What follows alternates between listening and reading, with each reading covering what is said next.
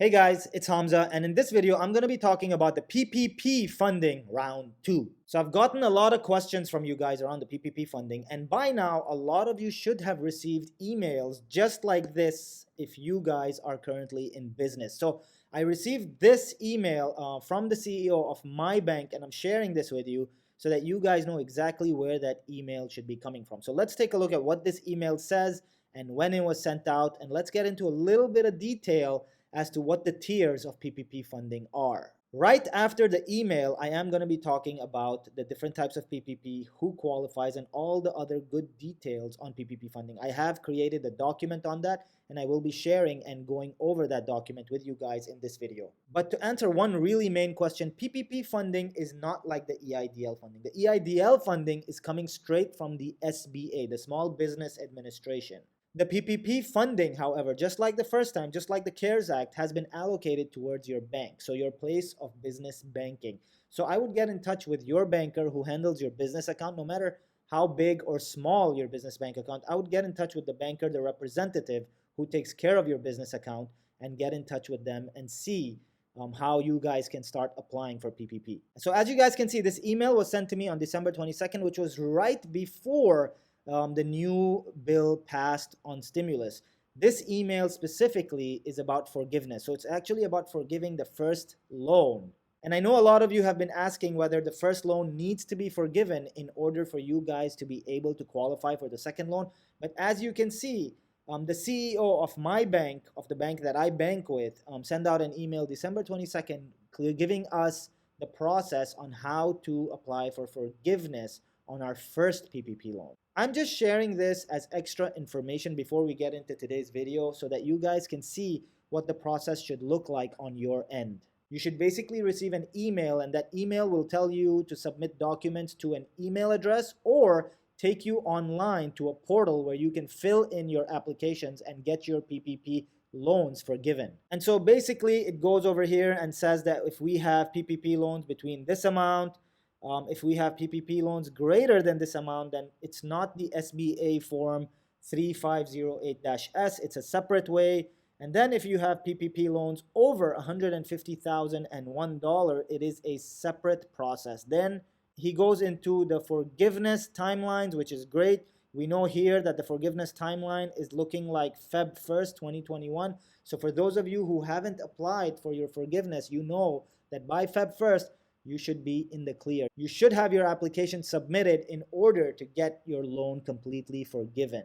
Once again, this is my bank. Your bank may be a little different, but you can see that they did mention something about an online platform here where you can actually upload documents. So even my bank does have an online platform. They also gave an email address that you could send out emails to requesting further information. So they do have a platform and an email set up for people who are looking to get their loans forgiven. I just quickly wanted to show you guys this email before I get into the PPP round 2 and what the process for PPP round 2 is going to be. So really quickly, going to shut this email, and as you can see, I have the form ready for you guys so that we can go over it step by step. A lot of you have been asking me who qualifies for PPP round 2, and here in this document that I prepared, as you can see, there are 3 types of people or 3 types of businesses that qualify for PPP round 2. I'm going to go over this really quickly and then get into the detail of PPP round 2. Over here, it says first-time businesses who have not applied for PPP funding under the CARES Act. I know a lot of you missed out on the first PPP round just due to either misinformation or not being ready to apply, or I even know people who didn't get funded just because they were too late and the CARES Act stimulus ended. So if you're a first-time applicant, this does apply to you. You can apply for PPP this time around. The second type is your second draw. So this is for people who have applied for PPP and are working on getting their loans forgiven or have already gotten them forgiven. They can still apply for PPP funding, and this is something that I'm going to be covering later on in the video with a little more detail. And then the third type is additional funding for businesses that returned their first PPP loan or did not get full amount for which they qualified. So as we all know, there were a lot of businesses that did not qualify for the first loan and actually had to return the funding. There was a lot of scams going on around that as well. But for the most part, a lot of big companies, a lot of big corporations did end up returning their PPP funding, allowing the government to then redirect that funding to other businesses that really needed it. So if your business ended up returning the money under the CARES Act, you can now qualify under this new bill for PPP loans. I'm just going to zoom in the screen a little bit so you guys can see it a little better. So eligibility for second round of PPP loans. So is your business eligible? Are you eligible? We're going to find out in just a second. It does say that if you are a small business, a nonprofit, veterans organization, tribal business, small agricultural cooperatives, or meet SBA size standards. Sole proprietors, self-employed individuals, or independent contractors. And basically what this means is if you are a gig worker like an Uber driver, DoorDash delivery person, you work on Upwork or Fiverr, whatever that is, if you get a 1099 from those companies, you do qualify for this round of PPP funding. We do have a section here that says new, and under that, it's basically saying that we cover housing cooperatives and 501Cs, which may be non-profits that may be eligible for PPP funding. So if you guys run a non-profit and have seen decline in revenues in 2020, you may qualify for PPP funding this round. Now that we've covered the eligibility, and basically it's really broad, so everybody really should be eligible, let's look at who qualifies for the second round of PPP loans. Right off the bat, the first thing that I see here is that the business may not have more than 300 employees. So any business more than 300 employees does not qualify for PPP funding. It also says that the business must have an at least 25% reduction in revenue in at least one quarter in 2020. Now, this is something that I thought was really interesting because I did talk to my banker about this. And even if you are up for your entire year, that means your business actually did end up making more revenue gross entirely. If you have one quarter in the year last year that you missed by 25% or more, you still qualify for PPP funding. So once again, just to clarify, it's not 25% decline in revenue over the entire year. It could just be 25% decline in one quarter and then you picked right back up and your business went up. You still qualify if that's the case. Over here, it shows us how to calculate the 25% decline in revenue. So let's calculate that really quickly and see if you guys qualify. It basically says business owners will compare gross receipts of the business before expenses are subtracted.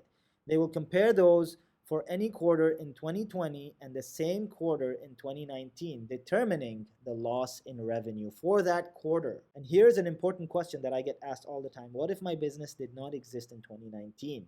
And of course, right off the bat, it does mention here that Feb 15, 2020. So your business had to be in existence Feb 15 of 2020. If your business was not in existence by then, you are not eligible for PPP funding. It also goes on to say something very important because remember, you need 1 year of data to be able to track your quarter. But if your business was not in existence by Feb 15, 2019, which is 1 year prior to Feb 15, 2020, you can match data from other quarters, and it goes on to mention that in this document. Here's another question that I get asked all the time: how much PPP loans businesses can get in this second draw? So we all know that the loan amount has been capped at $2 million. So it is not going to be $10 million like the CARES Act. Hopefully you guys don't need that much, so you should be okay with the new guidelines. Clearly states here in the document that you are eligible for 2.5 times monthly average payroll costs, and that you can arrive at that number using two methods. The first method seems pretty easy. You take your annual gross payroll, you divide that by 2.5 in order to get what 2.5 months of payroll is going to be, and you base your number off of that when you apply for the second round. The second way is basically you take 2019's number and then you multiply that by 2.5, which will give you 2.5 months of 2019's payroll, and you can apply using that number as well. Here's another question that I get asked, and that is what counts as payroll? So in this document, it clearly states what counts as payroll exactly. So let's go over the list really quickly. Of course, you have salaries, wages, commissions, or similar compensation. You also have payment of cash tips for businesses that rely on tips or commissions. You have allowance or dismissal or separation for people who let people go during this time. That is also considered as part of your payroll. Employee benefits and premiums are also covered under the PPP Round 2. Payment of retired benefits is also mentioned here, and payment of state or local taxes is also part of payroll. I'm going to zoom it in just a little bit so that it's a little larger so you guys can catch all the text. And of course, guys, feel free to pause so that you guys can read the complete document as I go over it. I'm just skimming over the main line items. You guys can actually pause right here and be able to read the entire document as I scroll through it. Is this loan forgivable? And the answer to that is absolutely yes. As long as you use the money for what it was intended to be used for as part of the payroll protection program, the loan should be completely forgiven. I can tell you this firsthand that I in fact applied for the PPP round 1 when it first came out as part of the CARES Act and ended up getting roughly around $300,000 in PPP funding. What I did at the time is put the money in a separate bank account and ended up using that money only for what was allowed from the first CARES Act PPP program. That made things very simple for me, and I was able to document every dollar that came out of the account, allowing me to completely forgive my PPP round 1. So I'm going to do the exact same thing in PPP round 2 when I apply for it and make sure that I use the money for what it was intended to be used for. Doing that is going to allow me to get it completely forgiven, which is kind of what I'm looking for. And with that, I'm going to quickly cover how the money should be spent. So here's a list of items. You can pause here, take a picture, write this down. This is where the money should be spent. And if you spend it here, your loan should be completely forgiven.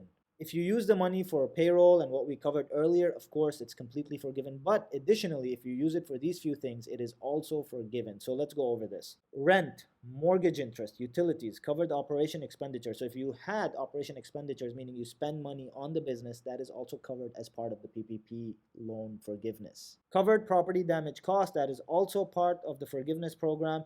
Covered worker protection expenditure, that is also part of the program. Covered supplied cost, that is also part of the program.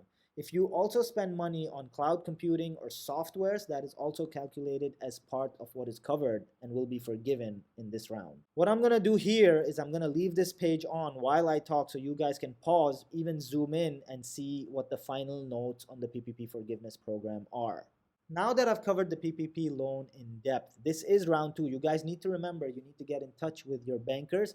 They are going to be the people who are on your side. Just remember, your bankers do get paid by the government to facilitate these PPP loans. So they are actually making a commission. So as the banks open up tomorrow morning, please make sure to reach out to them and contact them and tell them that there is information available out there for PPP round 2. If you have a business relationship with your banker and he or she can access your account, they should be able to apply for the PPP round 2 or be able to tell you if you qualify based on that decline in revenue per quarter. Now, although this is still fairly new information, the guidelines have been set. We do have a document by the government that gives us clear guidelines on how to apply and who qualifies. And at this point, basically, everybody who has suffered a 25% decline in any quarter in 2020 compared to 2019 qualifies for PPP funding. So if you missed out on the first round or you got approved on the first round and still qualify for the second round,